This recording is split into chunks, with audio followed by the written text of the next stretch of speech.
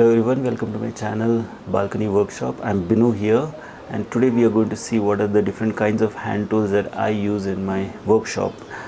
I have categorized all the hand tools that I use into 6 different categories. I will go one by one, so stay tuned. So here are all the tools that I use in my workshop. I'm not going to get in depth about any one of these tools, but this is just to give you an idea of all the tools that I have in my workshop, so that you can make a list, and if you want to purchase them, you can purchase them, and also understand what different tools are meant to do. So we have basically 6 categories of tools in my workshop. First one is the clamping tool. So you need these clamping tools like a quick release clamp, this is from Irwin, to hold on to stuff together onto the work surface. So there is one clamp, and then you have a C clamp. You have different dimensions of C clamp that you will get. Yeah, so there is a 4-inch one, this is the 8-inch one. I have multiple of these clamps to work in my workshop. You really can't work in a workshop without having clamps, because these are the stuff that will hold your object to the work surface. The second thing you need, second category of tools are the measuring tools. So you will see here we have a measure tape, the usual measure tape that we get. Then we have what you call as the carpenter right angle, or a scale adjustable right angle.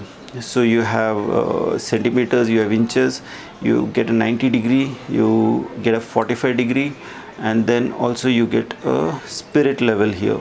So this is adjustable right angle. Here is to measure different angles, this angle measuring tool. So this is also very important. And then this is a marking gauge, and this is especially important when you have to do a lot of marking of similar length, similar dimension. So this is a very, very important tool if you're working with wood. So we will explain you or show you how this works when I'm doing an actual project. This is a spirit level. It helps you to find out what is the correct level that you need to put stuff. So I can get this level, I can get this level by, let's see, this, right now it's this level. So you can keep anything on that level, and then you have a 45 degree level. So if you're in 45 degree, you can see that comes perfectly. So these are the 5 measuring tools that you need. Then you have cutting tools. So there's a replaceable hacksaw. So you have a blade that you can keep replacing. So this is really good. It can work both in wood as well as metal with the same blade. So this nice. And this is a normal saw. So you can cut through plywood and any wood through this, but this is a little bit more difficult because of the teeth.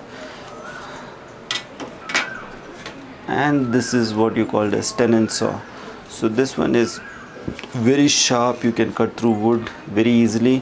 The only limitation is, since it's quite thin, you have a lipping over here which kind of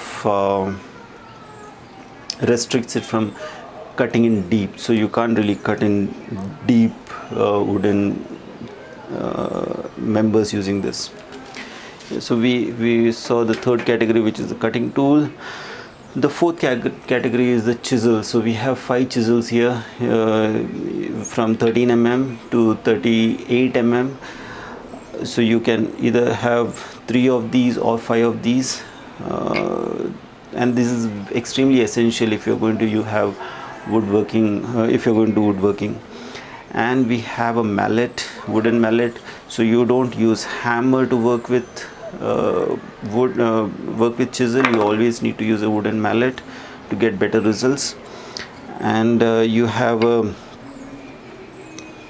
sharpening tool. for the chisel. So you need to keep sharpening all the time on the chisels to work with it more efficiently, otherwise it is of they go blunt very fast. Then you have a marking tool. Again, this is very important. You have how you would mark your wood. So we have pencil, which should be always sharpened. You have a steel tip pen, which again can be used for marking on any wooden surface. And then you have a blade, which can be used for marking when none of these two things work.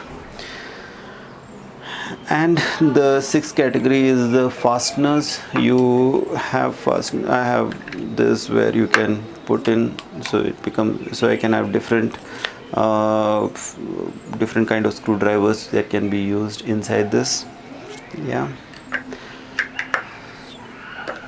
And so this is for the manual, and this is also manual, but you have this particular attachment I can use it manually, as well as I can use it with drill bits.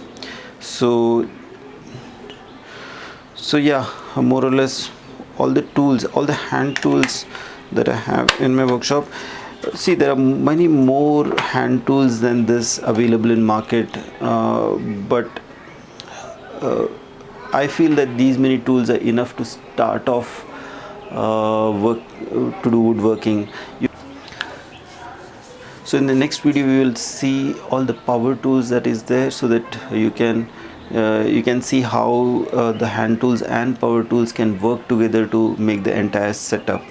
Yeah, so that's all for the hand tool section. I'll see you in the next video.